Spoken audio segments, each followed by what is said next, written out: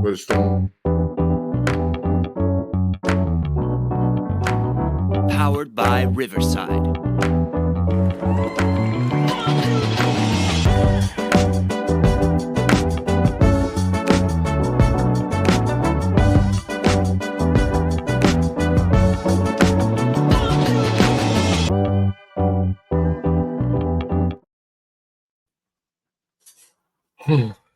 What's up, everybody? It's your boy GQ, and I'm here with Boulevard. That's me. I'm Boulevard. What's good, y'all? Indeed. And we are here for another great episode of Live from the Bench. It might get a little fun because we doing something that we don't usually do is we talk shit about people. Well, actually, I think we do that just about every episode. That's what we good at here is talking shit. But we talking shit, but I think everybody gonna agree with some of the shit talking that we gonna do. Because it's a topic we all hate. Somebody we all dislike. All of us Eagles fans unanimously know this dude's one of the worst coaches in the history of the team. Yeah, not only is he the one's worst coach, we got other people in other sports that just saying dumb shit. And I think we will talk about that dumb thing, these stupid comments that just come out, and I think somebody needs to comment on it. That's what we do. Before we get into it, because something I like to ask y'all to do. If you've been watching or you just happen to drop on in, I want you to do me a favor. Hit that subscribe button, hit the like button, and ring-a-ling that ding-a-ling so you can be notified next time something pop up. Our schedule's kind of sporadic. We know we're going to post once a week. We might post 3 times a week. We don't know. See, so just so you make sure you in the loop when the next video come out, when to listen. You can hear some greatness. It's coming. All right. Without further ado, let's get into it. Woo! Yeah. Let's get into it. What we talking about today? Yeah, so first thing we want to talk about is Lesean McCoy, and Desean Jackson had the first episode of their pod. And we don't usually talk about other people's podcasts on the show, but because they're in the Philadelphia Eagles family, we can make an exception, because they are what we drive, like they are the driving force behind Live from the Bench a lot of the time. So I'm going to put a little a little description. I'm gonna tag them in the episode. So if y'all haven't gotten a chance to go check them out, go check them out. But they discussed their experience with Chip Kelly from their perspective. And this is something that everybody probably, Boulevard was saying it from the gate. He did not like, he was not a fan of the Chip Kelly hire. And basically, Lesean McCoy, Desean Jackson gave us their perspective of the Chip Kelly hire. So we're going to tag it right here in this little area, somewhere up here. Y'all can go ahead and watch that. And yeah. So the first episode, basically, you saw it. I saw it. It was great. It was fire. Like they tore this man to shreds. He didn't deserve it, but he deserved it. Wait, before we go any further, how did you feel about the Chip Kelly hire? So when initially when we found out, because I think at the time that Chip Kelly was hired, I don't think there was anybody that was really like I think when the time when Andy Reid was fired, I was just like, what's going to happen? Because I had no idea what was going to happen. So I was hoping that we'd get a defensive-minded coach. That's right, because for most of your fandom, Andy Reid was the head coach. Yes, he was the only coach I knew. Yeah, so like a whole new everything to you. Yeah, so like when he was fired, I was like, man, because knowing Andy Reid, following that team during his tenure, I didn't know anything else. So, and what I've known from my time watching the team, they were winning. So, just the first sight of losing with Andy Reid, I was like, "Oh snap, what's gonna happen?" So when they fired Andy Reid, I was like, "Oh shit!" Now I was like hoping it was going to be. I hoped there was going to be a defensive coach, just something different in Philly, and that didn't happen. So they hired this Oregon guy. So I was like, okay, we've got a lot of speed on this team. We've got a lot maybe they had Chip Kelly can do that. So I was excited about the prospect of maybe something new in Philadelphia. But I mean, I'm always going to be big on the run. So I wanted to see more running. And Philly was behind it. Like Philly got all behind it. Like I remember on the SEPTA buses, they had the speed on the side of the bus. It was Desean Jackson, with the speed blur, the Eagles, Kelly Green, the Midnight Green mixed in. And they was on the hype train for Chip Kelly. And then immediately I was like, something ain't right. And I'm pretty sure from LeSean McCoy's experience, he said he had the same thought. Because when he said that they had their first team meeting when he got there, his first team meeting, he was like, I'm not going to be there. I got a funeral to go to. Mm-hmm.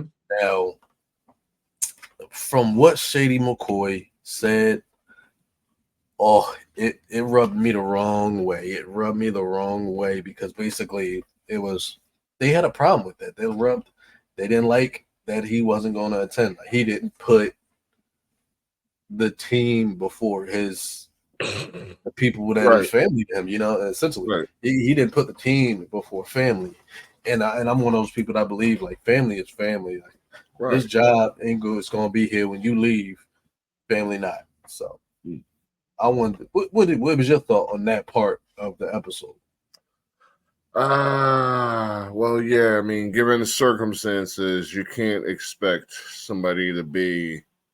I mean, like someone dies, someone close to a person dies. You're going to be around the family. You're going to be where you belong. That's where you need to be. Where you don't need to be is at the training facility getting ready for a game because that game doesn't mean anything. Mm-hmm. I mean, especially in this situation. Later on, I'm going to contradict this statement in another topic, but it's different circumstances. But in this case, there's a loss of life, and it's a person close to you, so you have to be there. Like, you have to say your goodbyes. You have to interact with the other people that are close to that person. There's etiquette. There's priorities. Mm-hmm. So, yeah, no one would expect you to be there, to be at the Eagles facility, NovaCare, or any of that shit. Okay? So the fact that he called him, told him he wasn't coming in for the week. He was taking a week off. And then in the week, Chip calls him and like, can you come in? During the week that he's already got cleared off for taking off. Like, can you come in early? He's at a funeral. That to me tells me where Chip's priorities lied. Right. It's like he thought that he was more important, that him coming to the meeting in support of Chip was more important than him saying his goodbyes to someone he was close to. Yeah. So Chip's priorities from day one, he was a dickhead from day one. Like, he was already out of line. Walked in the door already out of line. Bad start. You're dealing with grown men with actual lives that do not revolve around this stadium.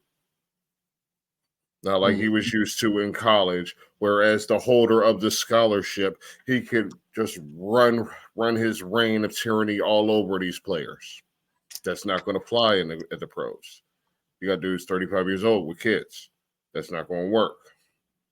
So that's how that came out. That's the first impression he's making with McCoy. Mm-hmm. Not a great start. And kind of already want to punch him in the face. Yeah. Yeah. And then it got and basically from what and then Desean Jackson started speaking on how he just always felt as if from their first interaction, he just felt like Chip Kelly was afraid of him. Didn't want to approach him with any type of issues. Like Desean Jackson would run his routes and his pants would fall down. And he said, if anybody else, it was like Andy Reid would have told him, pull your pants up. Chip Kelly sent his intern to go tell the coordinator to go tell him to pull his pants up. And as a head coach, that's a bad look for a head coach because now everybody feels like, hey man, because you don't know how he's gonna go say it. Like, hey man, Chip wanted me to tell you to go pull your pants up because I'm controversial when it comes to things like that. Like I've had, Man, I'm and my, telling you right there on the spot. If it's a problem, I'm not gonna send somebody. I'm not gonna be passive aggressive like he was in his story. Like, I'm just gonna tell you outright. Like, what's the difference? I need you to pull your pants up. I'm gonna say pull your pants up. right, You don't pull your pants up, that's on you. You're a grown man. But right, I'm just gonna come out and say it. right. And Not gonna I've be had supervisors do stuff like that.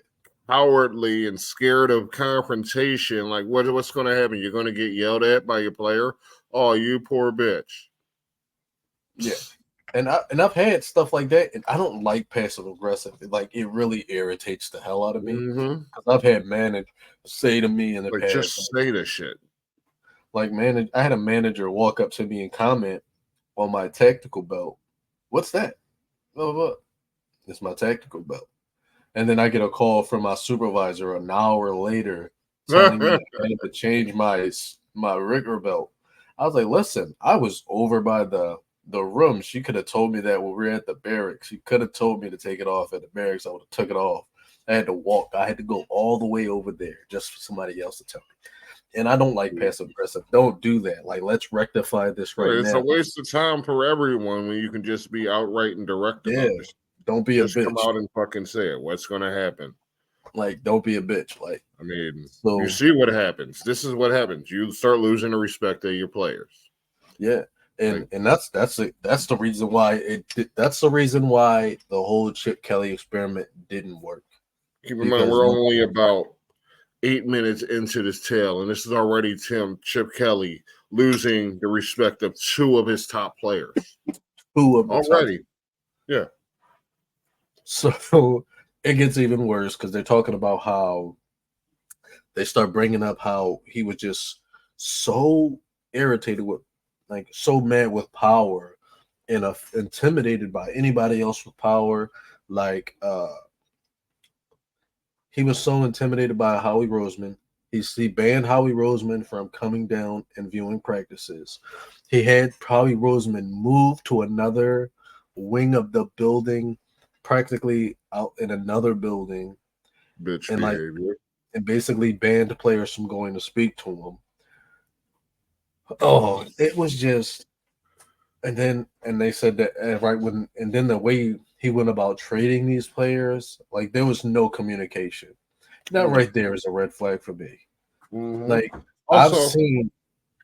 Go ahead. Oh, just another story I wanted to bring up was. Actually, I'll wait till you're finished. Okay, so it was because I've always thought that, like, when somebody's trading somebody, you communicate with that player like, hey, I'm going to be looking at trading you. You got any preferences where you want to go? Because I've heard of stories like that. The players that they actually get talked to, like, hey, we're going to trade you. Sorry about that, but is there anywhere you want to go? Because we can start looking at them first. And I mean, it's and good etiquette, but they're not obligated. It's not obligated, but it kind of makes you better in a light. It puts you in a better light. The way they traded Desean Jackson, it was like after they lost in the playoffs, Desean Jackson was upset about his targets, and they said that he was burning his matchup, just getting past his matchup. They just weren't targeting him, and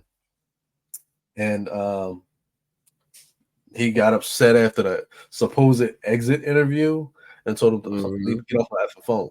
That's basically Desean Jackson told him to get off my phone. I'm pissed off right now. Leave me alone. Right. He said he got a call the next day that he got released. And then the same with Lesean McCoy. Lesean McCoy was talking to Howie, and next thing you know, he get a call. He said he was in the gym, I think. He got a call from his agent, and his agent was like, hey, man, no joke, Philly traded you. It was like, to where? Buffalo. For what? Kiko Alonso. And LaShawn McCoy said his response was, who's that? So he said he talked. Yeah, so Shady was going in. He was talking about how he spoke with Rex Ryan. Rex Ryan said that the conversation was hey, what did y'all get from me? Or what did you guys give up from me? He said, man, that was the fastest trade I ever seen. They called like, hey, you guys interested in LeSean McCoy? They said, yes, what you want? They said, how about Kiko Alonso? They said, what else? They said, that's it. Deal.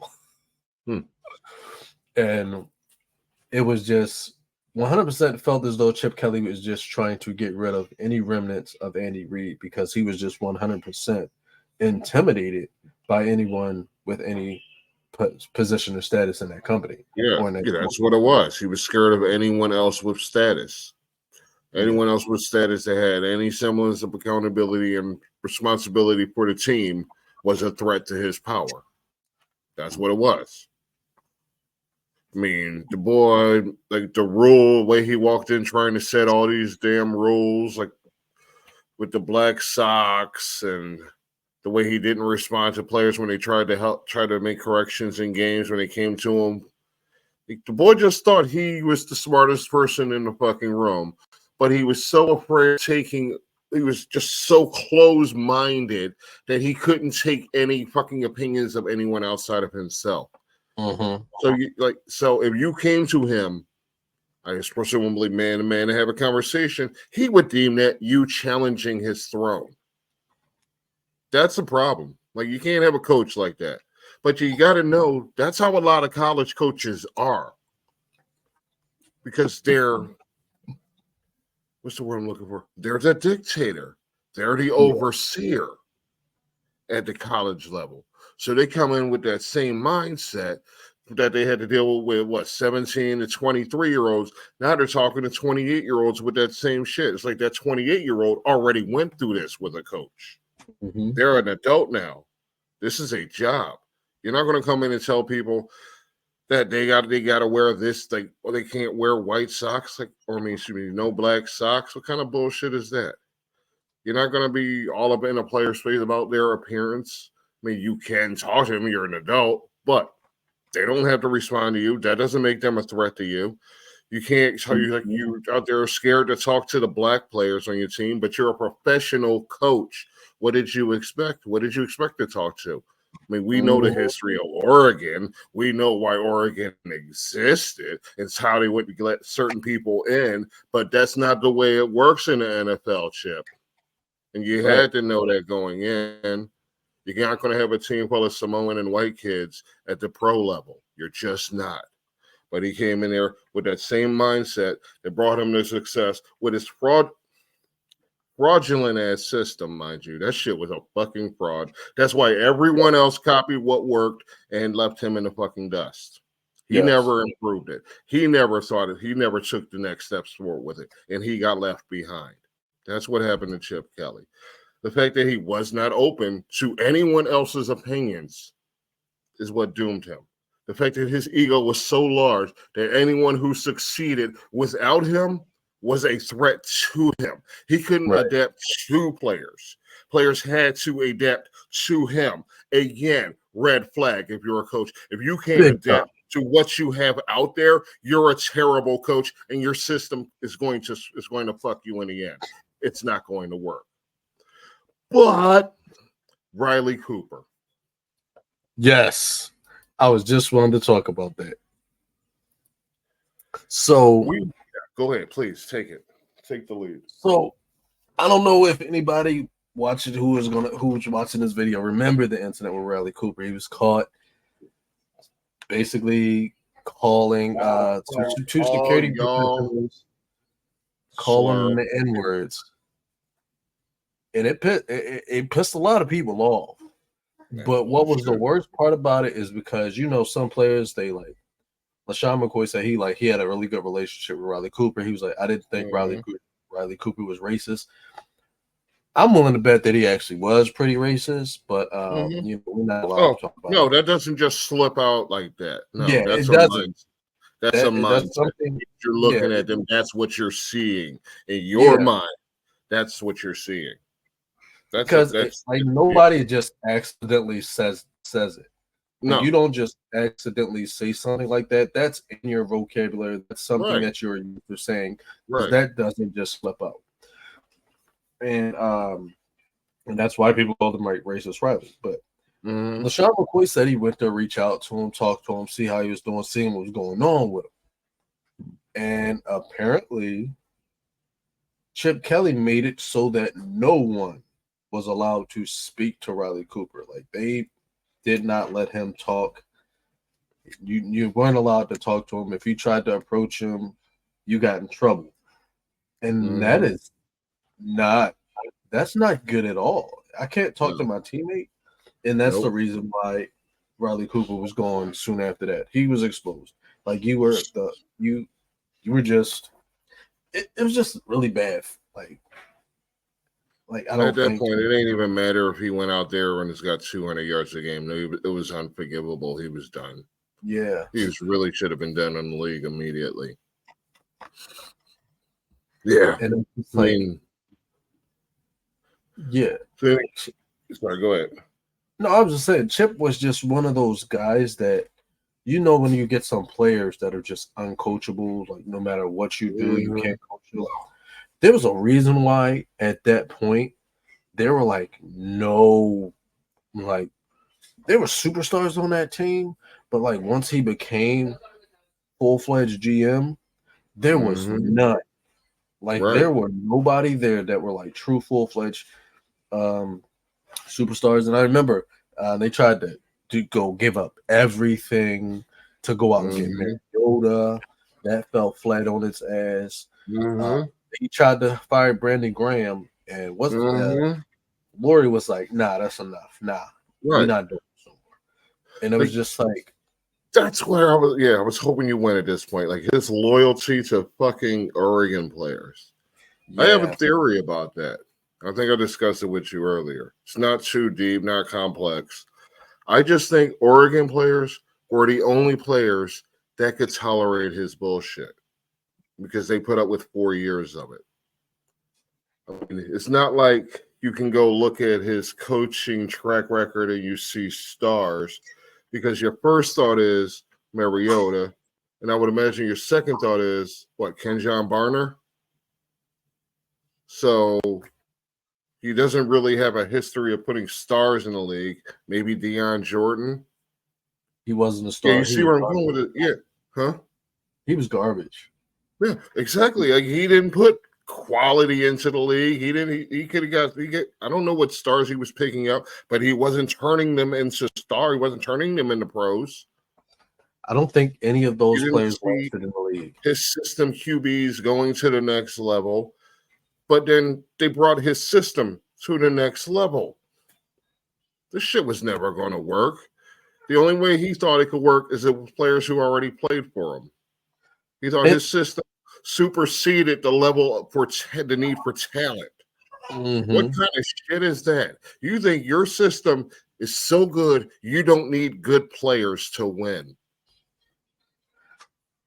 What one of the things about his system that and it always irritated me because I was like, okay, your system thrived with Marcus Mariota. Cool. Marcus Mariota was a mobile quarterback, a quarterback that can run.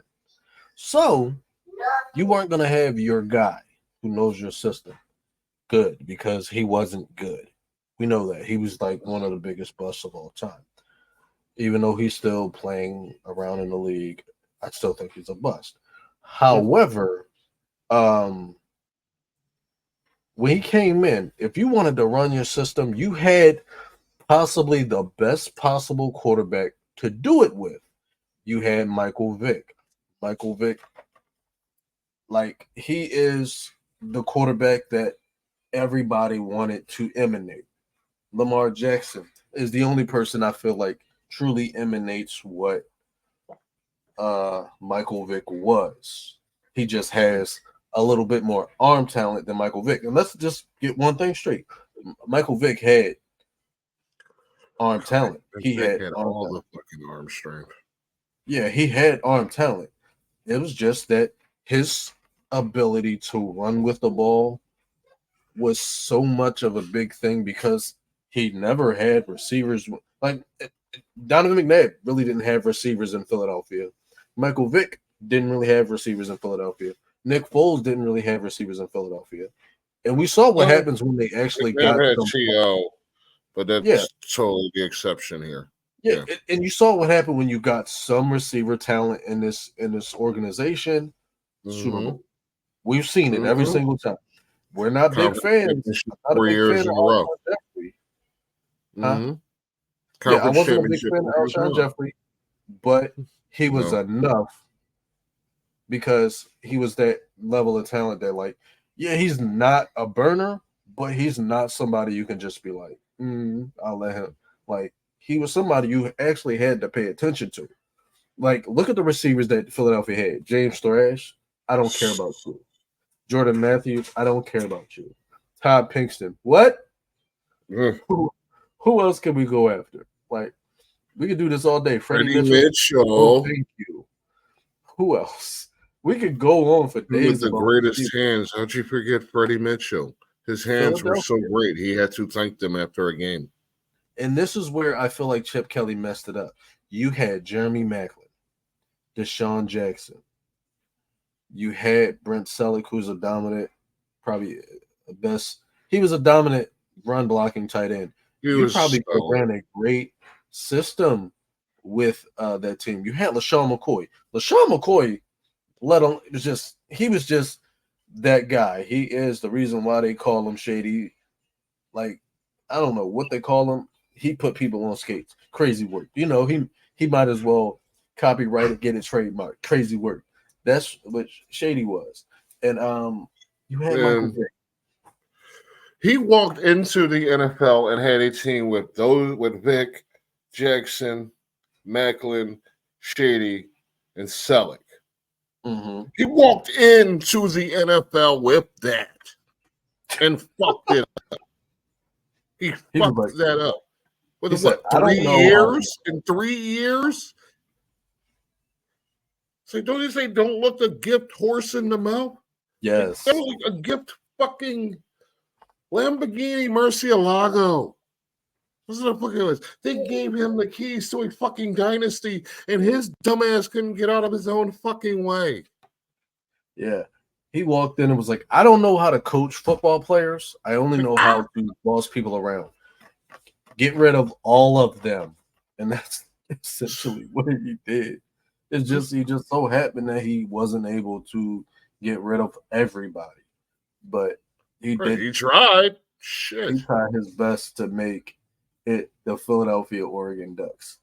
The only time that has only slightly worked was with Howie Roseman trying to make up the Philadelphia Bulldogs.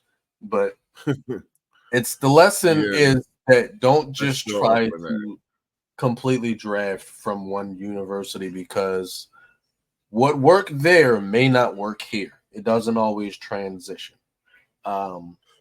So basically, we come to Chip Kelly is garbage. I feel like we're giving a lot of attention. You forgot the part about him cutting Jackson because of an article in a New Jersey paper. Oh, yeah. So basically, and they traded Desean Jackson, and I feel like they used that as a sense, because I feel like it was just They just gave them an excuse. Yeah, I felt like that just gave them an excuse, because Desean Jackson wasn't sitting with and taking Chip Kelly's nonsense. So they used that article, and I feel like that article shed him in a bad light because of people that he knew. Right. And they tried to create ties with. It's like, oh, you're guilty because you know people who beat the charge, mind you. Beat the charge. And they're still making him guilty of something by association when no one was actually found guilty of anything. Right. And I'm going to just say this. Listen, if y'all want to go ahead and say that y'all want to go ahead, like, because if Desean Jackson is a gang member, you might as well call me one. Because I know people that haven't beat the charge. Or not. It never came up on the field. He was never arrested for anything gang related. Never something that so we what the fuck would it matter? What you do else off the field ain't nobody else's business. That when you get to the NFL, you're a grown man responsible for your own bullshit. If you out there being a damn fool, you're going to pay the consequences, not the team. Right. Mike Vick was dogfighting. Mike Vick paid the consequences, not the Falcons. The Falcons moved on. Right. And my thing was, it's like this drama, and I hate when things like this happen. When things don't turn out well, or things don't, like, crazy things like this seem to happen as soon as a player is like has a problem with their like the staff, the coaches, or whatever. Because Desean Jackson, we never heard anything about any gang affiliations during his entire tenure with Philadelphia. Right. And then all of a sudden, this guy, Chip Kelly, comes in. He's gang affiliated. Chip probably leaked some nonsense to him. Had a bug in his ear. Yeah. That's exactly what I think. Oh, I saw a picture of him and his friend, and I saw his friend was arrested. Go you put know this who story. helped write the article? No. Elliott Shore Parks. Who's that? Was the co-writer on that article.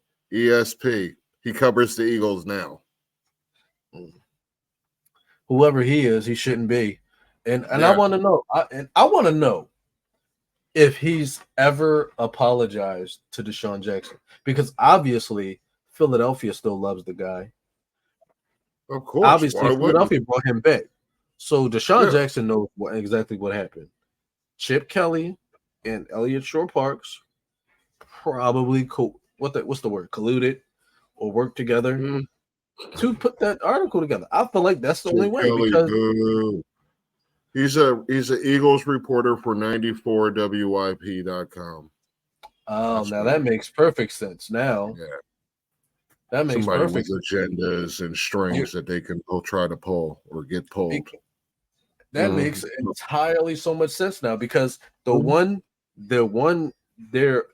WIP 94 WIP, all they do is try to drag Philadelphia. They're like the Eagles fans that hate. That's that channel that everybody says has the agenda. Yeah, that's the one that. Okay, now that makes sense. You got somebody in there that's sabotaged the damn player, helped destroy a damn dynasty. So that makes total sense. They hate the team. They create a narrative. They don't like the team. They want a narrative. They just want a story. They don't care how bad it destroys the team. They tried it with AJ Brown. AJ Brown nipped it in the bud. They're not going to stop. They're going to keep going. No, that's what they feed on. They feed on controversy. Some of these companies are vultures like that. They just want to suck the bones dry. It makes you look bad because everybody hates you.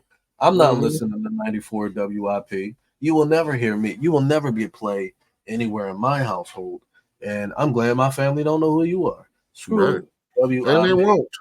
Not of you out there doing that. That's your strategy to get likes, to get looks. That ain't gonna work in your favor.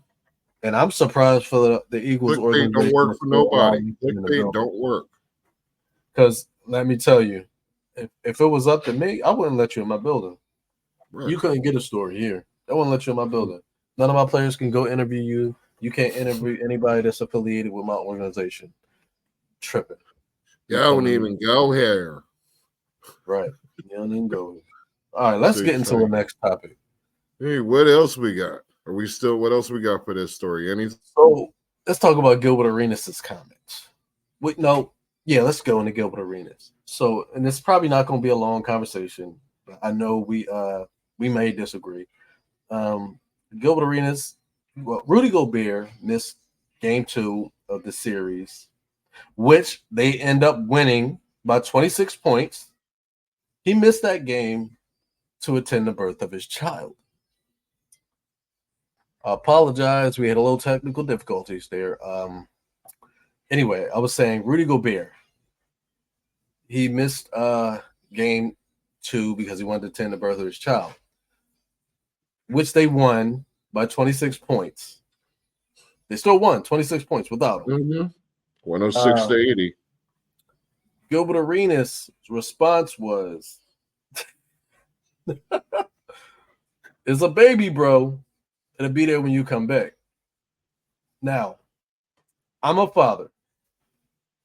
Boulevard, technically not, but no, he's a granddad. Don't ask for details. I got sons all over the world. Yeah, we don't know what's going on. We just know. We just hear. Anyway, I just wanted to say, I wanted to get Boulevard's take on it, and I wanted to give mine. I'll give my take first. As a father, I know how important it was to attend my child's birth, seeing my child born and making sure they knew they were born with a father. And it's important. Like, that's something, like, because just imagine if I would have missed that. Something happened to my wife when the baby was born or anything. It's like, that's just something you can't miss. You can't miss that. That's life that you're bringing into the world. That's like your legacy. I'm sorry, I'm not missing that. That's my legacy. Like, I can lose a game, I don't care. That's something that's not going to matter. I can't get that back. When it comes to things that you can get back, I can take a playoff loss 10 times. I'll get a chance next year. It doesn't matter. I can't do that again.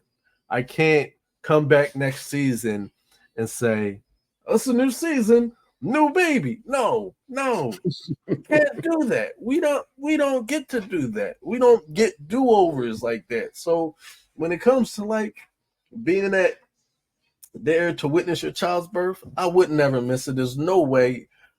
I know Boulevard's gonna play devil's advocate because that's what he likes to do. So Boulevard, you have the floor. Rudy Gobert made $41 million last season. Rudy Gobert was just named the Defensive Player of the Year. He didn't deserve it. Third or fourth time. I can't recall offhand. He's the starting center for the Minnesota Timberwolves, where his primary objective is to stop the defending MVP Nikola Jokic. Therefore, I would go so far as to say he's probably the first or second most important player on the court. But we're like, oh, you're having a baby. That takes precedence. You know what takes precedence? Stopping the damn MVP.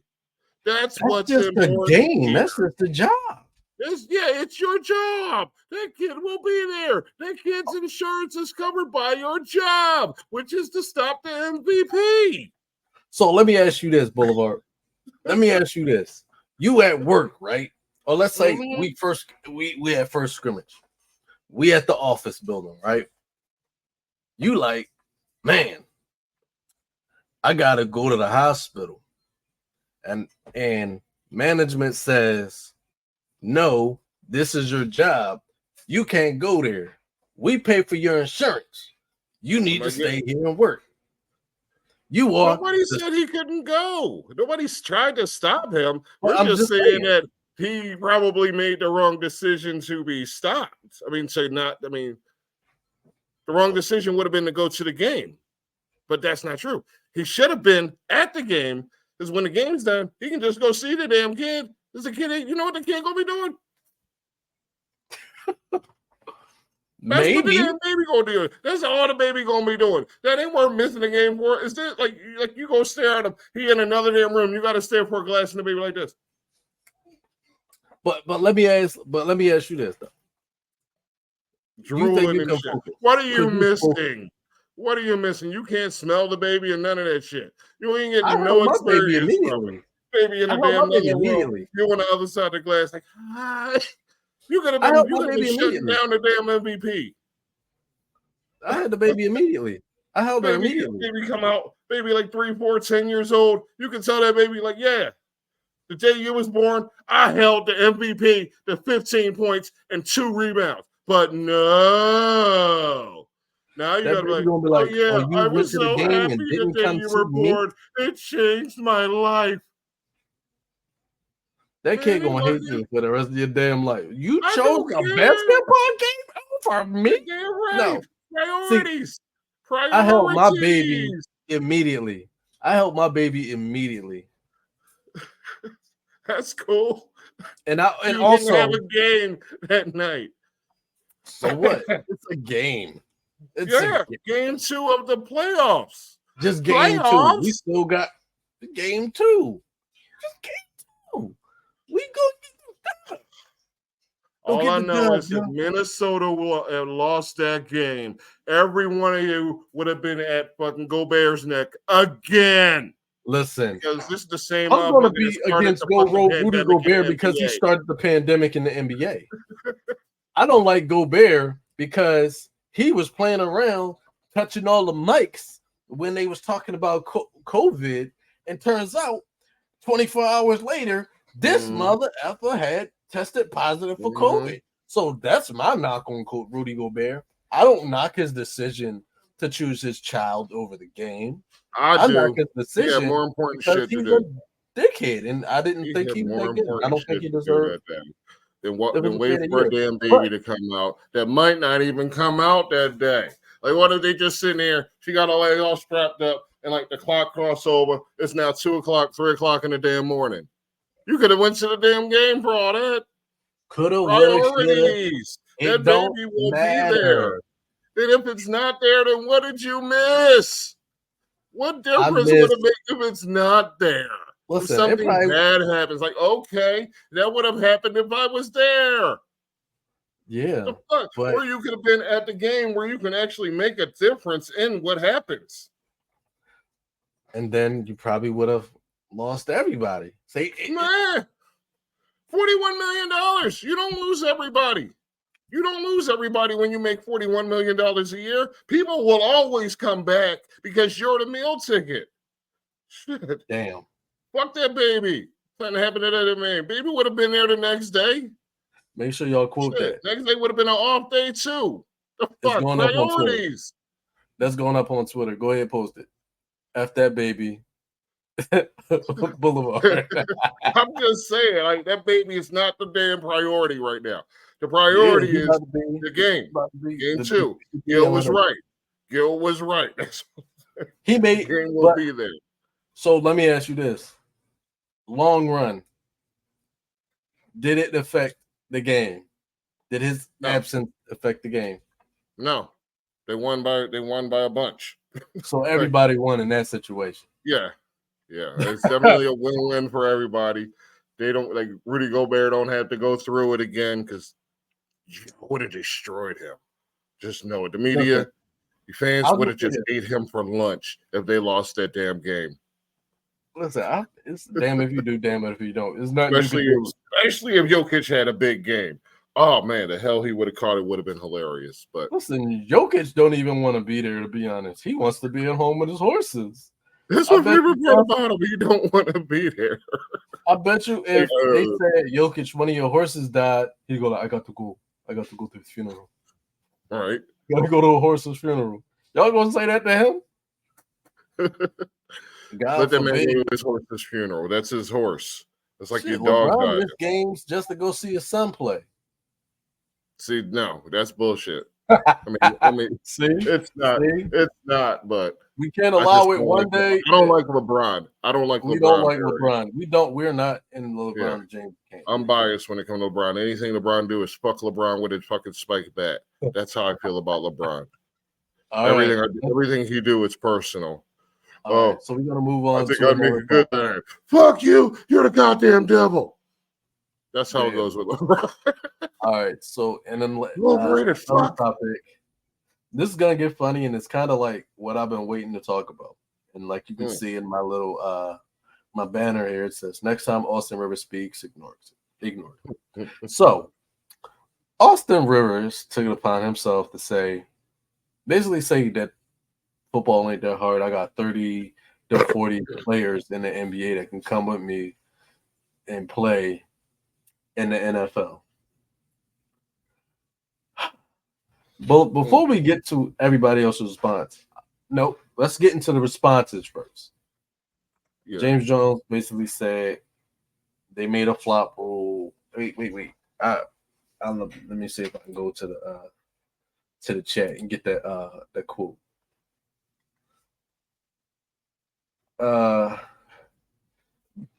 He said, James Jones said, let's get this straight. Number one, they put in a flop rule in the NBA because you guys are soft. Mm-hmm. If you wanted to say one dude or maybe Anthony Edwards could play safety or something, I would have listened to you. You said 30 dudes. No, put some respect on our sport. It's not just run, catch the ball, and turn around. It ain't just hand the ball off and do that, which is 100% accurate. The game is a lot harder than what y'all do in basketball. I'm not saying that anybody in the NFL can just come and play basketball. You can't do that. It's like there's a reason, like James Jones said, there's a reason some players are just really good at what they do in this sport, and they're really good at what they do in this sport. There's no reason to go here and here. You making a comparison. Like football players not doing that. But I digress. No, keep going. I'm still looking for stuff. So then Austin Rivers basically called him a meathead, said that, oh, I played 11 seasons. I was a lottery pick by his daddy. I was a lottery pick. I played 11 seasons. You only played 8 or 9 seasons. He said that to James Jones. James Jones, a Super Bowl winner. He's a champion, a Pro Bowler. He's led the league in receptions and yardage in his career. I mean, he's an all-star. He's gonna go back and we're gonna know. He said he doesn't know who James Jones is because you probably don't follow football. You probably don't know anything about the game if you don't know who James Jones is. I'm not saying he's a legend or a Hall of Famer, but he's not a bad player. And then Austin Rivers said, "You mean the Packer guy?" So obviously you know who he is. Clown shit. Yeah, obviously he knows who he is. Oh, I think I froze. Right. But it doesn't matter. I can continue. I don't know. I was trying to find a size comparison to fucking Austin Rivers. Okay. But yeah, I was in trouble with it. Yeah. But I mean, I did find some. I broke down the averages, is what I did. The average NBA player is 6'6", 216 pounds. Okay, so for perspective, you'd have to be the height of Kyle Pitts, if I'm not mistaken, and the weight of Rome Odunze. Or you could be Rome Odunze with 3 more pounds on him. Okay? Yeah. The average NFL player is 6'2", 244. That's the height of Jalen Brunson, but the weight of Kevin Durant. Right. So, yeah, there's a huge discrepancy in size. To be an NFL player from an NBA background, you'd probably be too gangly, and you wouldn't be so quick laterally as you would need to be really be effective on a football field. Sure, you could go up and get it. You'd be nice in the red zone, but you're still pretty limited on where you can actually play position-wise. So, yeah, that said, I looked at it and I found a couple players that I figured could actually be successful in the NFL. Or vice versa, NFL players that could be successful in the NBA. So first off, I went with 2 obvious ones for NFL to NBA. Mike Evans, Mike Williams. It seems obvious. They both have good size, speed for their heights. Physically, they'd be about what you'd be looking for an NBA player with, athletically, physically. That's about what you're looking for. GQ's having some issues. I mean, I don't know if he has any opinion on that, but I'm going to have to keep going. Yeah, Mike Evans, he's a big-bodied receiver. He's big enough to be in pain. He's about the size of a typical NBA wing. Mike Williams a little smaller than an NBA wing, but still big body and get physical with you. However, vice versa, I went the other direction. Where the hell is he? For my NFL, my NBA players that could play in the NFL, I did go with the obvious. Just offhand, you got to eliminate a good 20% of the league because they're all about 6'10", 6'11", 7 feet plus. And we can all agree those players are probably too big to play in the NFL. So we're going to go ahead and dismiss them. We're going to go ahead and get rid of the, Jokic, Embiid. Insert your big-bodied center here. So they're gone. So that leaves us with, say, 6'6" to 6'8". What, a bunch of tight ends? Maybe some defensive tackles. Maybe. That's if they can put up with the physicality of it, of having some getting beat or pushed around by bigger bodies every game. Who's to say that they could? There's a reason some of these NBA players went to the NBA and not the NFL. We used to call it the Oklahoma drill. I don't know if they still run it or not, but I mean, from what I understand, that's how a lot of players became basketball players. They got down on their back, they got up, they got popped, and they never went back to practice. A couple months later, they were on the basketball team. That's how it happens. Then you got, I said Edwards, I believe I said Ant-Man. He's got good size, good height. He could probably physically do it. There's probably a few players around 6'5", but I mean, mostly they just don't have the physiques to play in the league. You got Kawhi, 6'7", 230, 220. Paul George, 6'9", 230.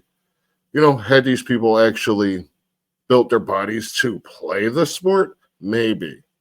But as I said, they'd still be limited in what positions they could play because you're not going to have these 6'9", 230 dudes going out at wide receiver. It will be a stretch to put them at tight end.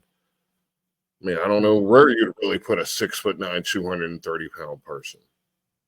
I mean, are they going to they might have the arm length, but are they good enough blocking? Would they be able to get separation even with the long legs? Would they be able to hold up? So I don't know. I don't know how that would go. What do you feel? I agree with you. Let me cut you off. I named a couple players that I thought could play in cross leagues. Mike Evans, Mike Williams from the NBA to the NBA, and Edwards, Drew Holiday to the NFL. These are players I thought could actually had the required physiques or the toughness to cross sports.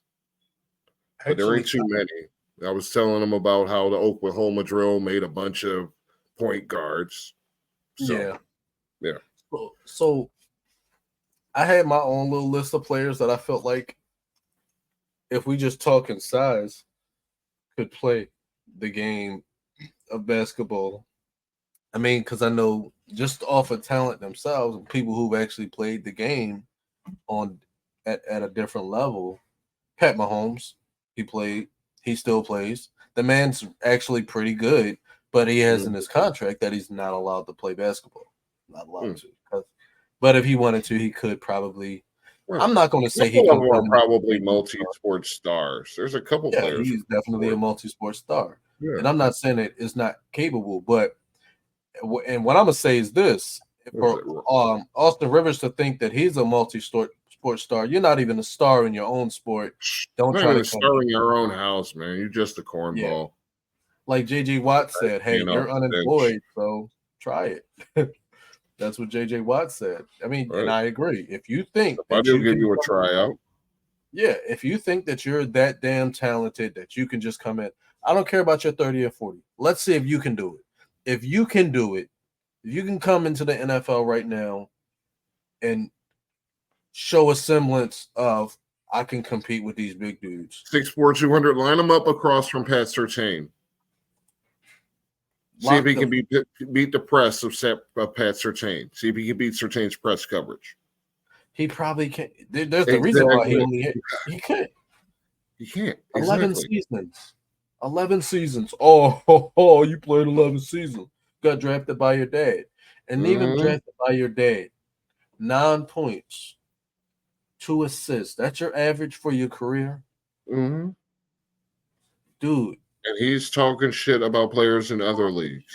No idea what it takes. No idea. This boy's out there going to fucking AAU games. His career going through the AAU circuit where they ain't even got to practice. Right. This motherfucker wants to talk shit. And here's my question. Like he said, 6'4", 200. Mm-hmm. You think you can guard DK Metcalf at the shooting guard position? I doubt it. Yeah, what's he going to do there? No. You think you can guard Tyree Jackson at small forward? Dan No. Skipper at power forward?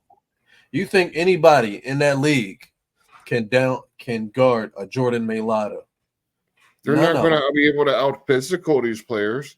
They're just going to like you see an NFL player come down to NBA court, they're going to flop.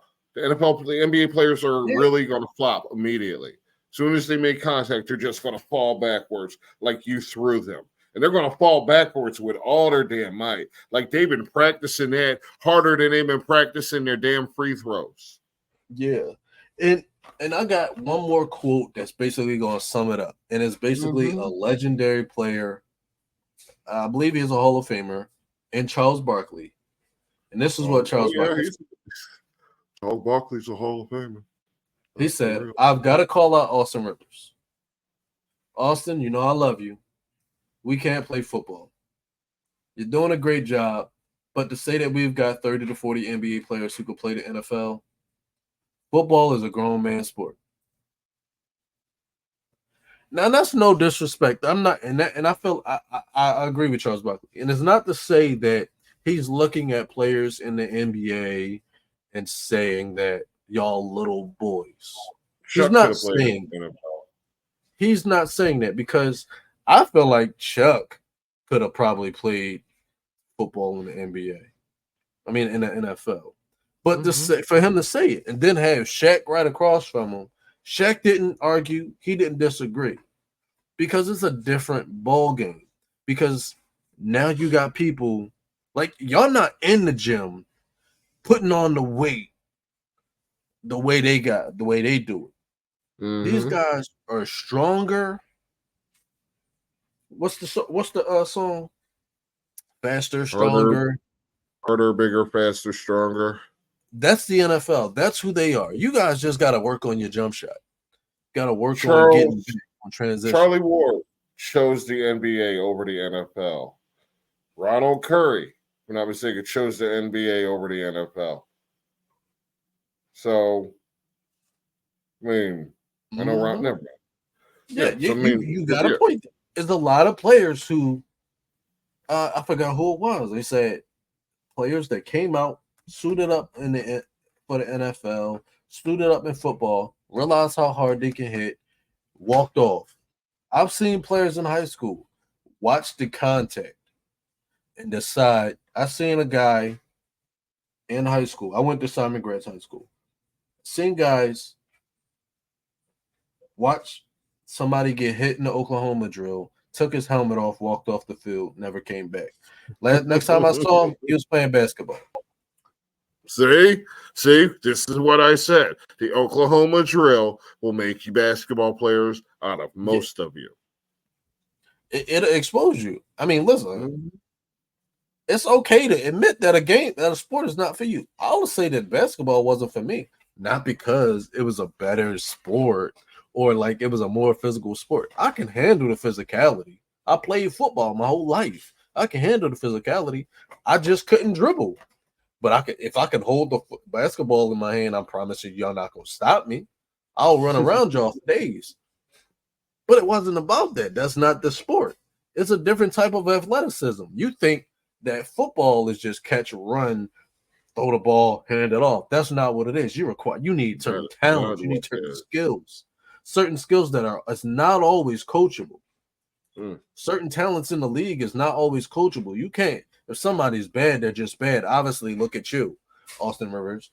It's like you want to say that, but there's certain talents that you can coach in basketball. You can coach somebody to be a better dribbler. You can't coach a player to be a better catcher. If they can't catch, they can't catch. Look at Jordan Matthews. Second time I've said his name today. You can't. You can teach somebody to dribble. You can teach somebody to be a better dribbler. They do it all the time. You can teach players to have a better shot. You can teach people to have a better shot, better shot behind the arc. I mean, you've seen fucking Shaq. I've seen Shaq hit a three-pointer. I've seen it. You can teach somebody how to make a three-pointer. You can't teach arm strength and accuracy. You can't teach that. You either got it or you don't. I don't think you can't coach speed. If you're not fast, like, and I'll say this, I don't know how many NBA players is running a 4.28. You can't Right. coach. So it's a whole different game. You can't teach coverage in the NFL. Like, you gotta, like Boulevard said, Pat Surtain, he'll lock you up. Daryl Reeves, lock you up. Ty Law, lock you up. I can go for days. You can't coach that. You can't coach tight end play. And what I was saying to Boulevard earlier today, we're talking about Draymond Green. I feel like Draymond Green probably has the physicality to play in the NFL. He might have the physicality. However, what I've learned about watching Draymond Green, not to call Draymond Green a pussy, but when you look at the NBA, you got a lot of guys who aren't expecting or aren't looking to be bullied. That's not what they're expecting. They didn't come to this sport to be bullied. So Draymond Green is a physical bully on the NBA court. He's going to be bullying you. Now, put Draymond Green in the NFL. He tries to bully somebody. He gets bullied right back. Mm-hmm. You got guys that are 300. Just another dude out there doing that shit. Yeah, like you got guys out there that are just big as hell, just as big as you are, and they're down. They're with the shits. They're like, oh, you want to push, you want to grab, you want to swing, you want to throw. I'm with the shits. My name is Jordan. He out there with NBA players that throw hands like this, like he gonna do something. They don't even close their fists when they fight. They out there trying to snap and pull dreads. Like, of course, he get away with that shit. What they gonna do? Fight back? If anybody was gonna fight back with Draymond Green, somebody would have punched his ass in the mouth by now. So there you go. Y'all letting this dude push y'all the fuck around, and he wouldn't have been getting away with shit like that on a football field. God no. He'd have been on the ground. Somebody had smacked him with a helmet. Somebody would have stepped on his ass. Something. He'd have suffered. He'd have been on the bottom of a pile, got a thumb in his fucking brown eye. Who the fuck knows? But he wouldn't, this shit would not be flying that y'all let him get away with in the league. All that whining that y'all fucking hero be doing, every time he don't get his damn way, you see him out there jumping up and down, throwing a damn tantrum, that shit would not fucking fly in the NFL. He would not be on the damn field. Because that shit do not get tolerated. Y'all soft fucking ass players.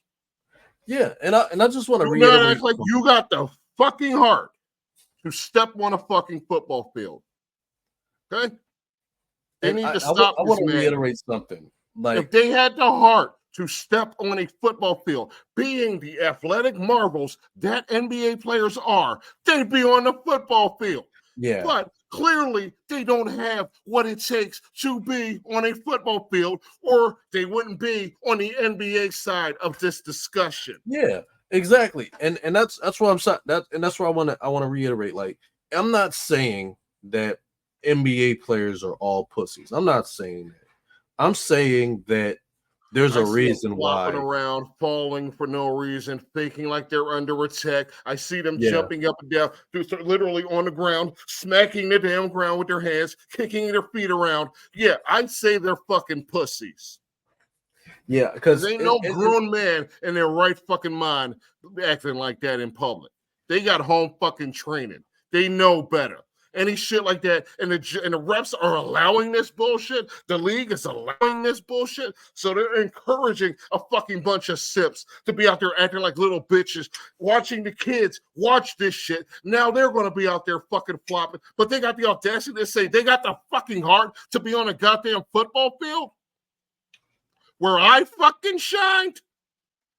You don't think I would fucking put a hole with my helmet through their fucking chest? No matter how fucking tall they think they are.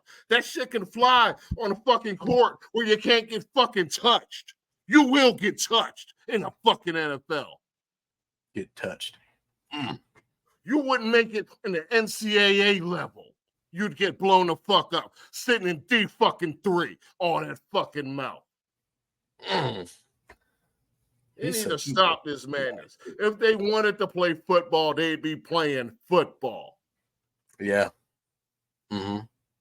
No, NBA players will walk into your shit, knock you on the fucking ground, and dunk on you. And you'll be like, ref. Put this shit to bed. Put this conversation to fucking bed. They dumb as shit with this argument. There is no fucking dispute. If there was a fucking dispute, these players would be in the NFL. But no, they out here running fucking suicides on fucking rubber. They ain't getting beat up. They're not getting their knees destroyed by the fucking turf. No, they don't know. They don't know. So he need to shut up, try to make a fucking roster next year, and hope for the goddamn best. How is it going to be a dude that ain't no roster on no team talking shit? Yeah, fuck. Free agent. You get paid for that nonsense. What the fuck wrong with you, Austin Rivers? Better. Use your goddamn brain.